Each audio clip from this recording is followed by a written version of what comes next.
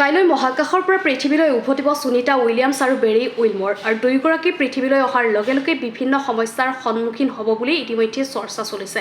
তাৰ মাজতে সুনিতা উইলিয়ামছ আৰু বেৰী উইলমৰৰ শৰীৰত বিভিন্ন পৰিৱৰ্তন ঘটিব পাৰে, কিয়নো দীৰ্ঘদিন মহাকাশত থকাৰ পিছত পৃথিৱীলৈ উভতা মহাকাশচাৰীৰ শৰীৰত বিভিন্ন পৰিৱৰ্তন ঘটে।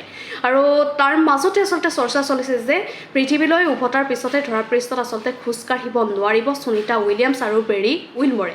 আৰু লগতে আন বহু সমস্যাৰ সন্মুখীন হ'ব দুয়োগৰাকী। খোজ কঢ়াৰ শক্তি হেৰুৱাব পাৰে সুনিতা আৰু বেৰীয়ে। ভৰিৰ তলুৱা কেঁচুৱাৰ দৰে অতি নৰম হৈ পৰে মহাকাশৰ পৰা অহা মহাকাশচাৰী, গতিকে খোজ কঢ়াৰ ক্ষেত্ৰত সমস্যাৰ সন্মুখীন হ'ব। লগতে দৃষ্টিশক্তি হেৰুৱাব পাৰে সুনিতা উইলিয়ামছ আৰু বেৰী উইলমৰে।